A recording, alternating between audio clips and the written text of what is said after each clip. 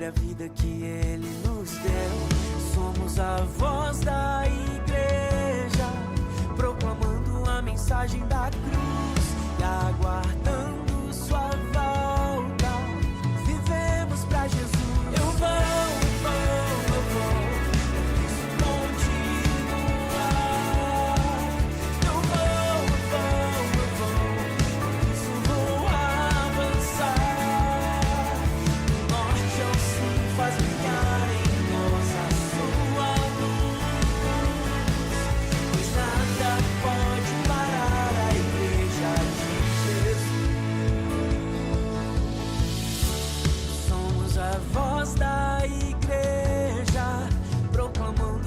mensagem da cruz e aguardando sua volta. Vivemos pra Jesus. Eu vou, preciso continuar. Eu vou, preciso vou avançar. Do norte ao sul faz brilhar em nós a sua luz, pois nada pode parar a igreja de Jesus. Minha pátria para Cristo, eis a minha petição. Minha pátria tão querida, eu te dei meu coração. Apesar do lar formoso, é por ti o meu amor. Que meu Deus de excelsa graça te dispense seu favor. Eu vou, preciso continuar. Eu vou, preciso vou avançar. Do norte ao sul faz brilhar em nós a sua luz, pois nada pode parar a igreja de Jesus. Eu vou, preciso continuar. Eu vou, por isso vou avançar. Do norte ao sul faz brilhar em nós a sua luz, pois nada pode parar a igreja de Jesus. Do norte ao sul faz brilhar em nós a sua luz, pois nada pode parar a igreja de Jesus. Eu vou, eu vou.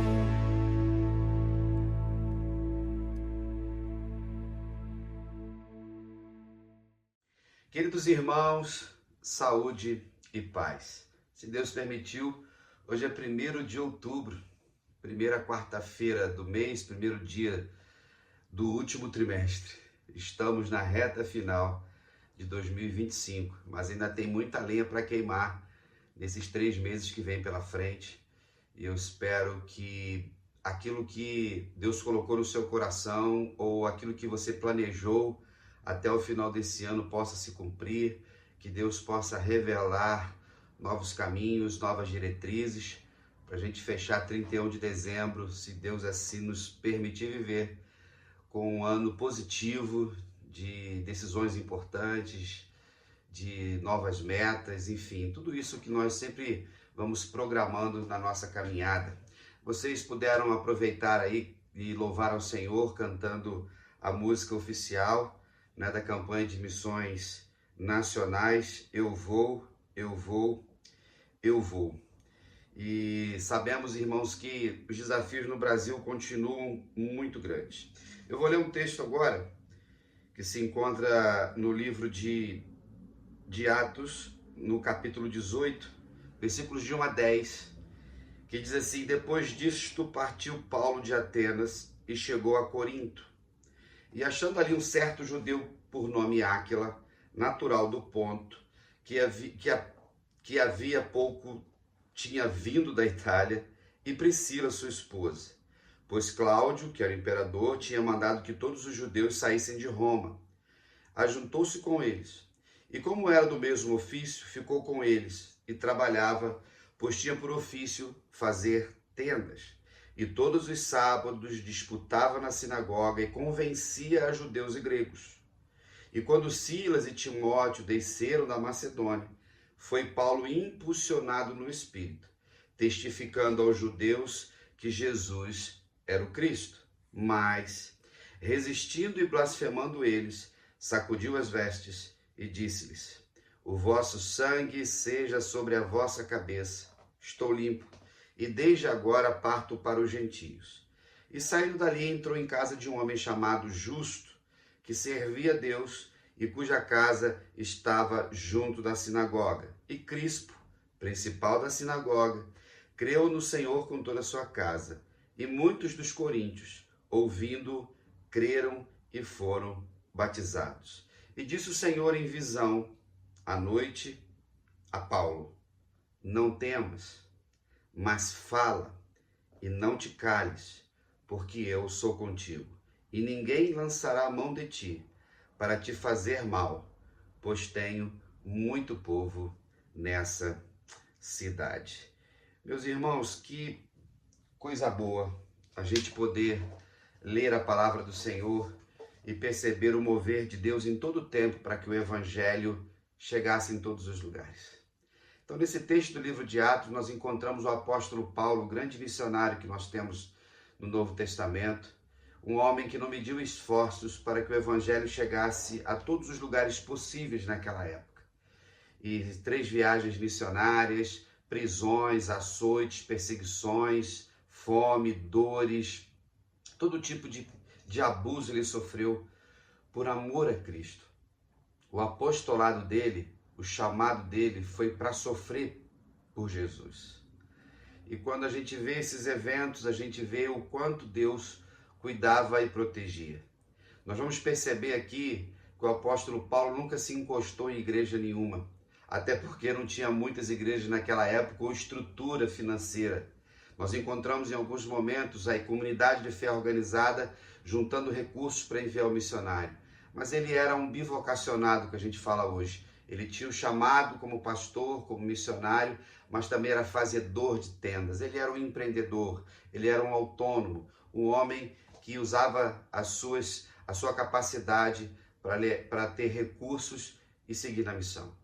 E o que acontece hoje, irmãos, com a maioria dos pastores desse país e no nosso meio, no meio batista, as igrejas batistas são pequenas na sua maior parte, 70% das igrejas batistas têm 150 membros. O salário médio dos pastores é de 3 salários mínimos e a maioria são bivocacionados, têm uma outra ocupação e se dedicam a servir o rebanho, a pregar o evangelho, cuidar da sua família para pagar as contas. É a realidade da maioria absoluta, vou usar essa expressão, dos pastores, que não tem nada a ver com esses magnatas da fé, donos de rede de televisão, donos de empresas que mercadejam a fé, homens, falsos profetas que estão aí se dando bem às custas de um povo simples, pobre, mas também que gosta de ouvir mentiras.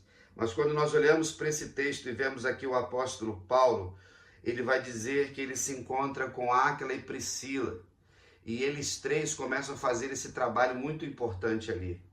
Então Deus já tinha salvado Áquila e Priscila, eles não eram discípulos de Paulo, sinal que o evangelho estava chegando e o Espírito Santo conduzindo todas as coisas. Eles se unem ali no empreendimento maior, trazendo sustento para todos e pregando o evangelho. Mas a gente leu no texto que em todos os lugares existe uma resistência, e aí começa a perseguição, começa os embates. Qual era a estratégia? Aos sábados irem para as sinagogas, onde as pessoas se reuniam para ler o Antigo Testamento. E ali falava-se de Jesus, do Cristo, o Messias. E o texto diz que eles disputavam. Eu fico imaginando, irmãos, os debates. O apóstolo Paulo pregando, o Áquila pregando, Priscila ao lado, assim como Timóteo, como Silas e tantos outros, como Barnabé. E eu só estou falando ali nessa galera que é posterior ali aos apóstolos, né, que continuavam lá em Jerusalém, foram os únicos que ficaram por lá. E debates que falta-se pouco nos dias de hoje, tudo cresceu E quando você tenta fazer um debate teológico, um debate bíblico, um debate doutrinário, as pessoas não conseguem e trilham caminhos equivocados. O que eu e você, como crentes em Cristo Jesus, transformados por Ele, estejamos sempre na perspectiva de vivermos por essa palavra. O texto vai nos dizer também que diante dos desafios, eles estavam testificando, eles resistiam. Tem um pedaço aqui do texto, deixa eu aumentar aqui a letra para eu enxergar melhor, em que ele diz assim: o vosso sangue seja sobre a vossa cabeça, estou limpo e desde agora parto para os gentios. Não é a primeira vez que o apóstolo Paulo vai falar isso, depois lá no capítulo 20 ele vai falar isso também. Era a certeza, irmãos, de que a gente tem que fazer de tudo para pregar o evangelho igual Jesus mandou. E não ter o sangue em nossas mãos. Então nós temos que pregar em tempo e fora de tempo, pregar a palavra. Trazendo um texto do Antigo Testamento, do Atalaia, lá de Ezequiel. Jeremias falava sobre isso, do Atalaia que pregava, e se ele vacilasse, o inimigo viesse, matasse as pessoas, o sangue daquelas pessoas estaria nas mãos.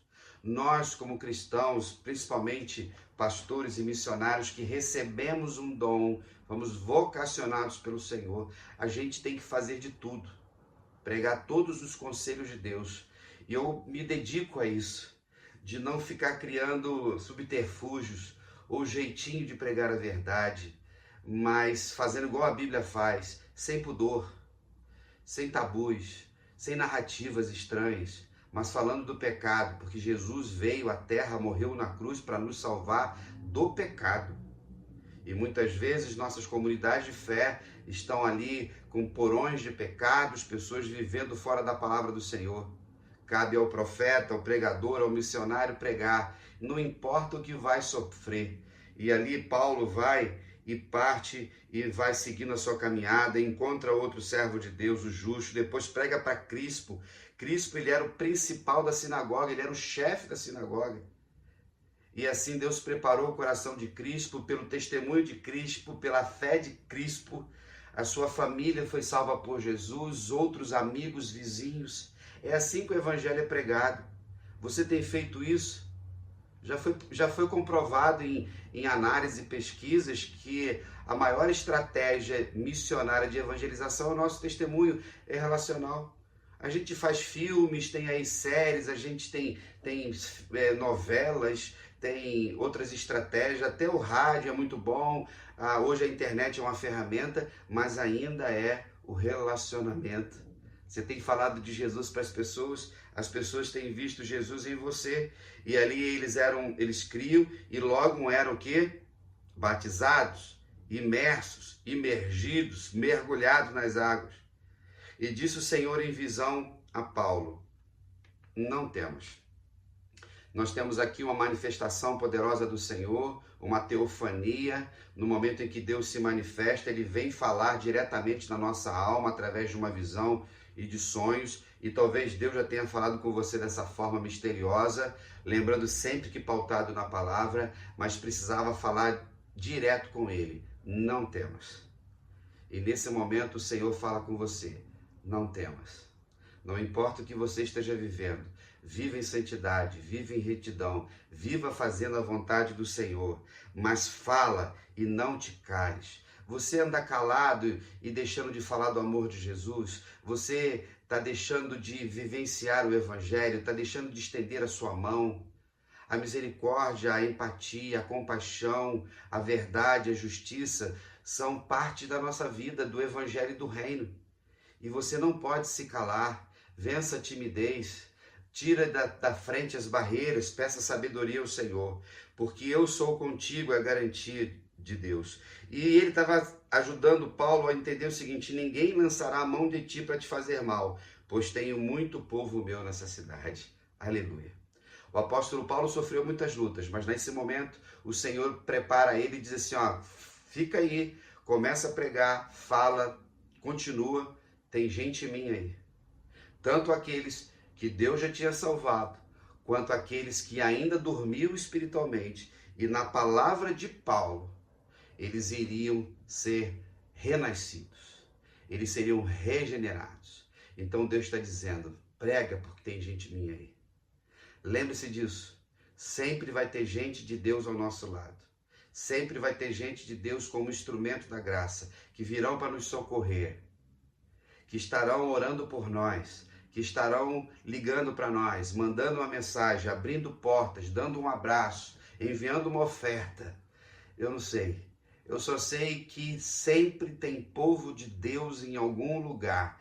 Por isso, nós não podemos deixar de pregar e falar a vontade do Senhor. Amém? Nesse momento a gente vai louvar ao Senhor um cântico que diz, não posso me calar. Então, texto bom, quão formosos são os pés dos que proclamam teu amor. Quão formosos são os pés dos que proclamam teu perdão. Louve o Senhor e eu volto já já, ok?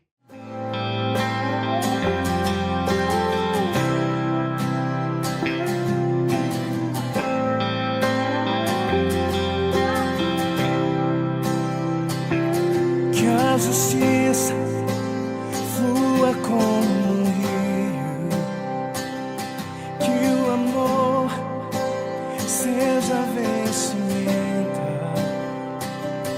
dos que são conhecidos pelo nome do Senhor, povo santo. Quero ser as mãos que trazem cura, saciar aquele que tem fome, ter nos olhos compaixão, mostrar tua graça e perdão que traz a vida, restauração. Há tanto pra fazer no mundo ao meu redor, e a cura para a alma vive em mim. Não posso me calar, nem me acovardar. No poder do Espírito proclamarei tua salvação.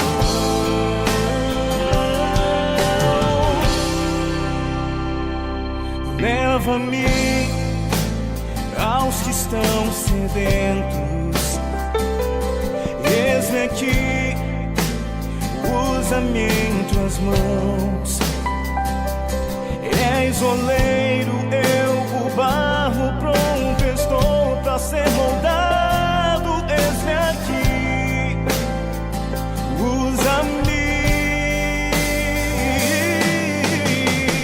Há tanto pra fazer no mundo ao meu redor, e a cura para a alma vive em mim. Não posso me calar, nem me acovardar. No poder do Espírito proclamarei tua salvação.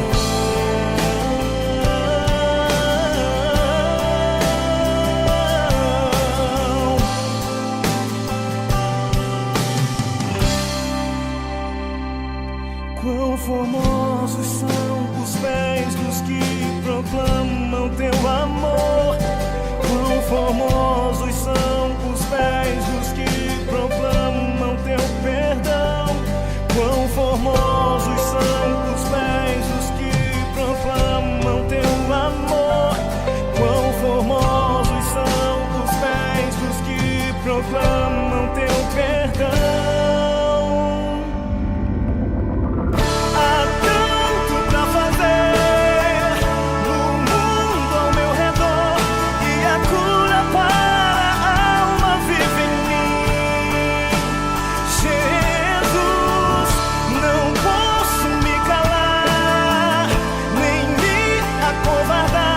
No poder do Espírito proclamarei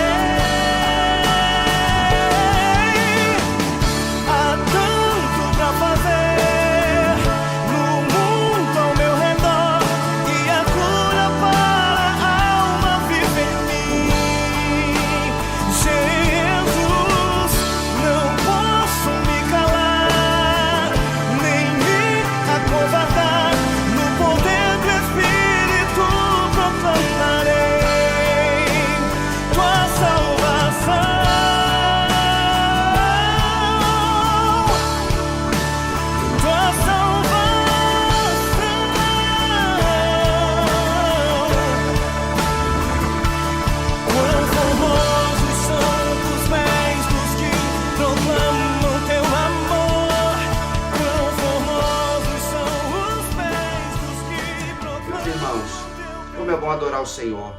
Como são lindas essas músicas, os hinos missionários, que graças ao Senhor, no nosso meio, do povo batista brasileiro, que é um povo missionário, a gente tem gente capacitada para isso. Textos, músicas com textos bíblicos. Nessa pequena reflexão, ou continuar a que eu estava fazendo, eu só apenas quero dar um testemunho por ser um missionário urbano e no decorrer do meu ministério, sempre me envolver com as nossas juntas e com projetos. Começamos, a campanha, mas eu quero falar sobre o uso de drogas no Brasil. Primeiro contato que eu tive com drogas, calma, não é desse jeito que você está pensando. Foi no final da década de 90, quando eu precisava fazer a minha monografia, ou TCC que se chama hoje. E eu confesso que eu não tinha um tema específico no meu coração. E no decorrer dali de preparar o material, veio um tema na minha mente, que eu já via que era uma situação que estava crescendo no Brasil, final da década de 90. Eu entrei no seminário em 97. E a minha monografia foi A Igreja e as Drogas. Qual a contribuição da igreja no combate à dependência química? Está guardado em algum lugar aqui no meu escritório, na minha biblioteca. Fui pesquisar sobre todas as drogas que se usava, que era maconha, cocaína, tinha os próprios remédios, o cigarro, poucas informações no INCA, como hospital que tratava. Hoje já se tem várias informações. E ainda não se vivia o que se vivia hoje. Pude fazer várias leituras, fazer pesquisas em campo, e entreguei minha monografia, me formei, mas eu nunca imaginei me envolver com esse ministério. E aí, lá em 2009, eu estava na Igreja do Meia, eu era o pastor de missões, nós já tínhamos alguns projetos, e não atuávamos em projetos maiores nessa área, dando aquela ajuda numa casa de recuperação. Mas um dia, jogando futebol lá na Ordem dos Pastores, a gente tinha um futebol que existe até hoje lá no Colégio Batista, conversando com o pastor João Batista, que era pastor da Central de Realengo, meu amigo até hoje, já se aposentou. Ele falou assim: Marquinho, bem, para os mais íntimos, né, e mais velhos do que eu, Marquinho, conheci um projeto muito bom lá no Jacarezinho, conheci o Paulinho, tem um projeto chamado Terapia do Abraço. Como você trabalha com missões, cara, procura ele, acontece assim, assim, assim. Eu falei, tá, beleza, depois a gente vê. Aquilo ficou martelando na minha mente, né? Deus falando, vai procurar o Paulinho. Aí peguei o zap dele, mandei uma mensagem. E aí, meu novo contato com as drogas, mais próximo agora. Não na teoria, na pesquisa, mas ir em lugares, conhecer pessoas que eu nunca imaginei na minha vida. E em 2009, eu já comecei a frequentar o Jacarezinho, eu já comecei a ir em outros lugares, conheci o Paulinho, que é um bom amigo até hoje, servo de Deus, foi liberto por Jesus das drogas, do alcoolismo, e hoje é nosso missionário em Cascadura. Eu acho que ele ainda é missionário na Igreja do Meia, no tempo que eu fiquei lá, e outras igrejas ajudam. E entramos naquele submundo que existe, infelizmente, nas nossas comunidades de fé. E bocas de fumo, conhecer traficantes, orar por esses homens e conhecer muitos usuários. E dali Deus começou a me incomodar. Em 2010, em 2009, nasce a primeira Cristolândia lá em São Paulo, na Cracolândia. E Deus começou a me incomodar. Eu já tinha alguns irmãos do Meia trabalhando comigo. Pegamos uma van, passamos um final de semana lá num hotel e ficamos dentro da Cracolândia. A Junta de Missões Nacionais estava engatinhando nesse ambiente, dentro de uma resposta profética à nossa realidade como batistas brasileiros, como cristãos, e dar uma resposta à nossa igreja. E aí Brandão corajosamente trilhou esse caminho. Fomos lá pegar um pouco do movimento, a expertise dos irmãos da primeira turma de missionários da Cristolândia. Tudo na marra, irmãos, com a vocação, com amor pelas almas perdidas, depois que a gente vai criando protocolos. É tudo por muita dedicação, é arregaçar a manga para depois a gente começar a escrever. E ali nós ficamos um fim de semana, foi uma experiência exponencial, mas ao mesmo tempo terrível. E quando nós retornamos, iniciamos um projeto que, graças a Deus, funciona até hoje na Igreja Batista do Meia, que é o Luz na Calçada.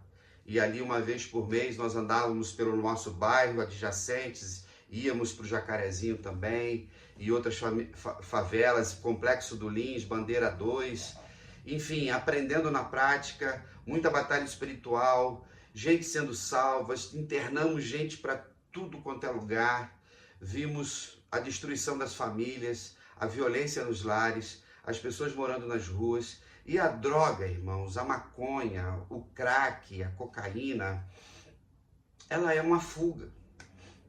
É um sintoma de uma enfermidade muito maior que envolve a alma das pessoas e o ambiente de muitas famílias destruídas pelo pecado. Um dos testemunhos que me impactou muito naquele tempo que eu estava no Meia, nós estávamos numa caminhada noturna, né? Já na madrugada, se eu não me engano, nós estávamos ali próximo ao Hospital Salgado Filho, o batalhão lá atrás, e tinha uma jovem, ela deveria ter uns 16, 17 anos, e conversando com ela, eu falei assim: menina, sai da rua, você está destruindo a sua vida, volta para casa, procura mudar, o que a gente pode ajudar? E ela respondeu para mim assim: pastor, eu estou mais segura na rua do que estava na minha casa. E ela era abusada sexualmente. Então foge de casa, vai para as ruas, lá alguém acolhe. Satanás e os seus, mas às vezes são pessoas que têm as mesmas dores. Aí vem ao entorpecente para poder tirar a pessoa do ambiente natural, entra num transe, começa a dependência. E depois que entra na dependência já era. O crack então queima neurônio e os neurônios nunca mais voltam a ser os mesmos. E tantos outros. E ali foi desenvolvendo o projeto, conseguimos aumentar as parcerias, enfim, tentamos abrir uma comunidade terapêutica feminina, não foi possível. Eu estou orando ao Senhor e, se Deus permitir, 2026 a gente vai entrar nessa lida aí de tentar começar um novo projeto nessa área, porque a demanda continua grande, o número de mulheres tem crescido na dependência química em todos os sentidos, inclusive no cigarro e no álcool. Para vocês terem uma ideia, agora uma pesquisa que saiu dobrou o número de mulheres que usam álcool, que são alcoólatras, mais do que os homens, por N fatores que eu não vou abordar aqui agora. Então, nós precisamos seguir. A nossa junta, ou nós batistas brasileiros, temos 42 unidades de Cristolândia no Brasil, mas poucas femininas, se eu não me engano, acho que são 3 ou 4. E quando alguém nos procura, uma mãe, um pai, uma família, para internar uma mulher, uma jovem, você não tem. E é necessário nós pensarmos que o prejuízo da droga em relação à mulher é maior do que do homem. Porque quando o homem vai para as drogas, se ele abandona a casa, a mulher fica lá e, se tem filhos, ela cuida. Mas quando ela usa droga e ela vai embora, as crianças se perdem. Se não tiver uma avó, um tio, são os abrigos. Essa mulher, ela vai para a prostituição, ela vende o seu corpo para fumar.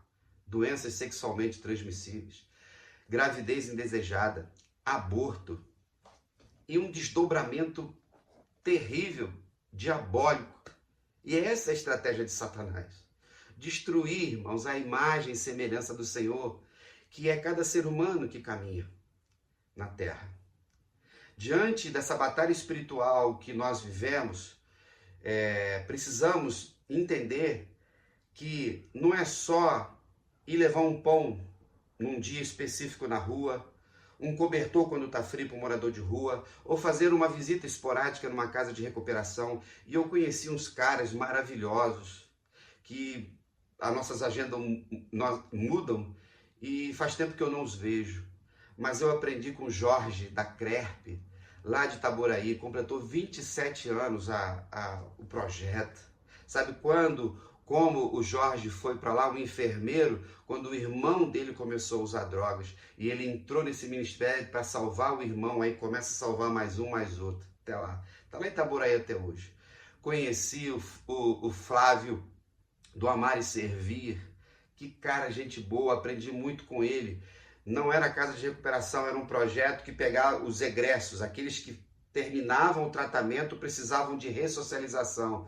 Aí lá no seminário ele fez lá uma sede. Hoje ele está lá em Itaboraí também, tem um sítio, é pastor, coisa boa. Tinha o pastor Fábio, da Varão Valoroso, uma casa de recuperação lá em Nova Iguaçu, na estrada Carlos Sampaio, num bairro chamado Carlos Sampaio também, próximo à Fazenda Betesda, que pertence à Igreja Batista do Meia.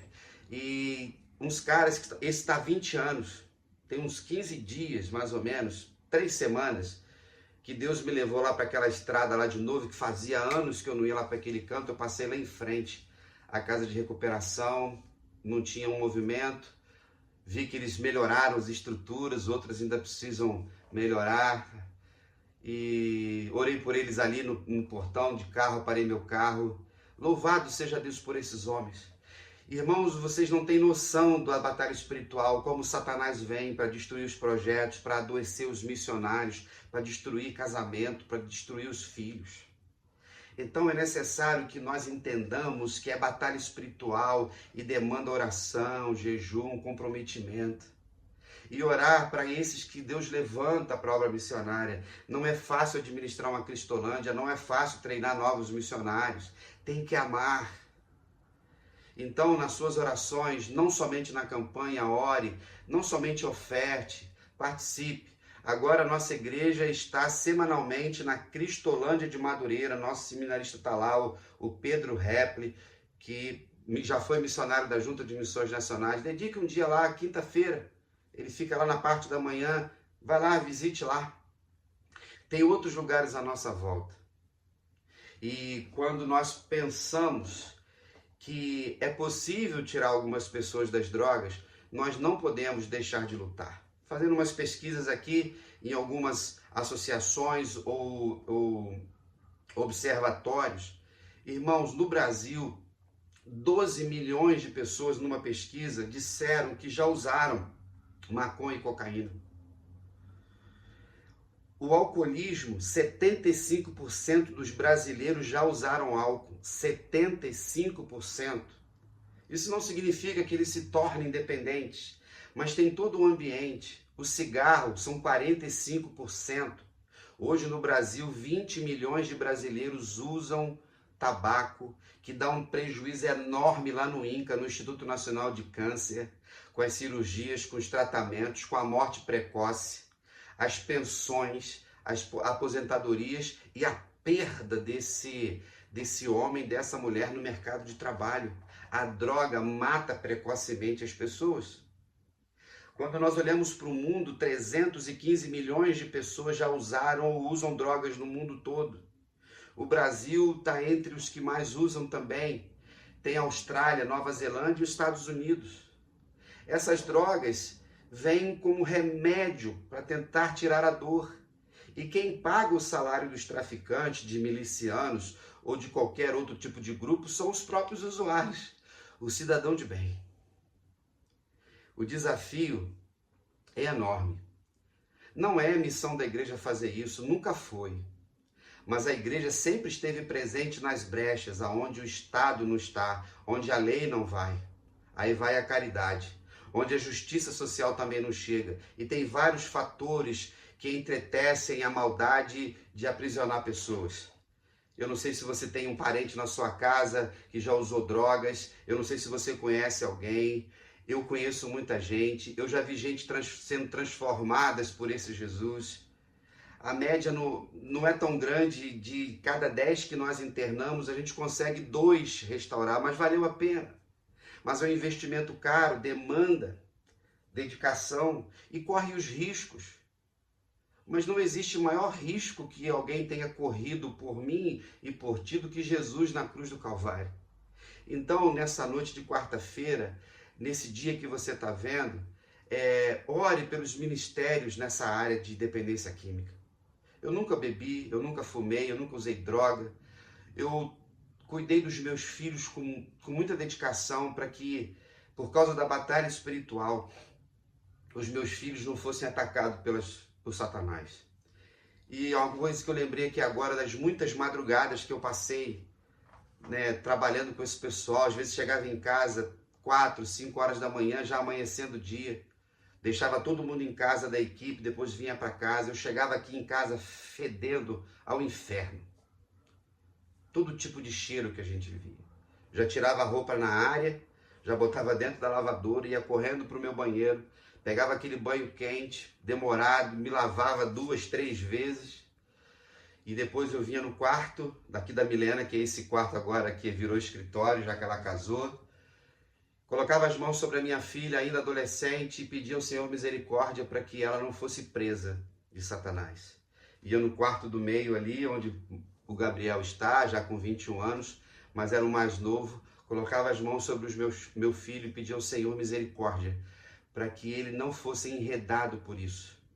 E no ambiente de escola, independente de qual escola seja, sempre tem alguém que vem com a maconhazinha, que vem com um negocinho aqui a colar. Sempre numa festinha tem alguém que toma um álcool. E graças ao Senhor, os meus filhos nunca se envolveram com isso. E uma batalha espiritual muito grande. Chegava no meu quarto, orava por Rosana, minha esposa, para que o nosso casamento sempre fosse solidificado pelo Senhor. Porque Satanás quer destruir os líderes, Satanás quer destruir os pastores, Satanás quer destruir os missionários, para a gente perder a autoridade, ficar envergonhado no púlpito. Nunca esqueça disso. Tem um monte de gente destruída. É batalha espiritual sempre. E não são todos que têm condições de entrar por essa senda, por esse ministério. É preparado pelo Senhor. Então, no dia de hoje, quando a gente está pensando em missões, a gente tem que olhar para essas pessoas. Nós vamos terminar o culto desta noite com um vídeo da Junta de Missões Nacionais que canta uma música linda e fala do usuário de crack. Ainda tem 2 milhões de pessoas que usam crack nesse país. Olhe por isso. Cuide da sua casa, se você tem filho pequeno, se você tem filho adolescente, jovem. Crie dispositivo de segurança. Cuidado com ambientes que você permite que os seus filhos vão. Precisamos tomar cuidado disso. A cultura, o não tem nada a ver, e às vezes vão para onde não deveria. A batalha, irmãos, é sempre espiritual. A nossa luta não é contra a carne, nem contra o sangue, mas contra os principados, não só não, e potestades nas regiões celestiais. E a gente faz de que forma? Em oração. A gente faz com o joelho dobrado, em jejum. E só a igreja de Jesus pode fazer, enfrentar as trevas, enfrentar Satanás. E é você que está me vendo nesse momento. E juntos, como povo batista brasileiro, como discípulos de Jesus, vamos continuar levando o evangelho a esta nação que nós amamos tanto. Eu vou. E juntos, vamos vivendo um dia de cada vez. Bom restante de semana, se Deus permitir, no próximo domingo, primeiro domingo, vamos celebrar a ressurreição de Jesus, que é a grande notícia, é a potência do Evangelho, quando nós falamos e proclamamos para o mundo que Ele não está aqui, Ele já ressuscitou. Amém? Um grande abraço, fique na paz e até lá.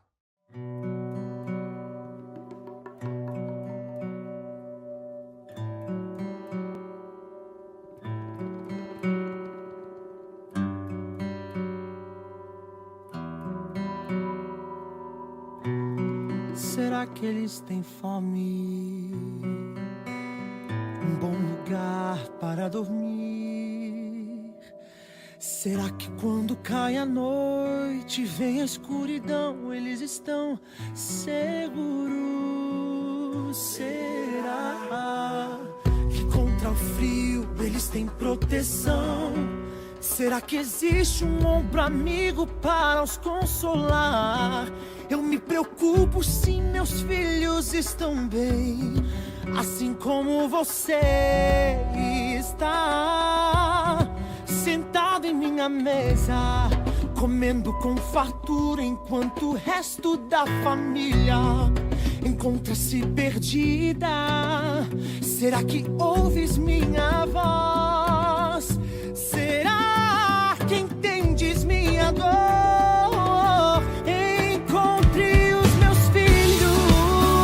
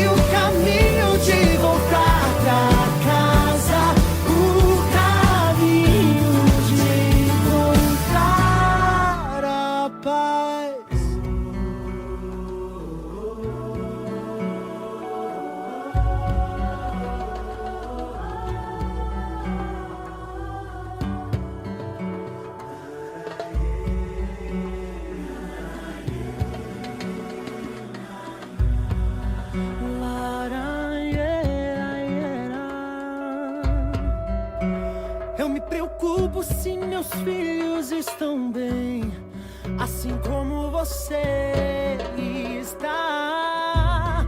Sentado em minha mesa, comendo com fartura, enquanto o resto da família encontra-se perdida. Será que ouves minha voz? Será que entendes minha dor? Encontre os meus filhos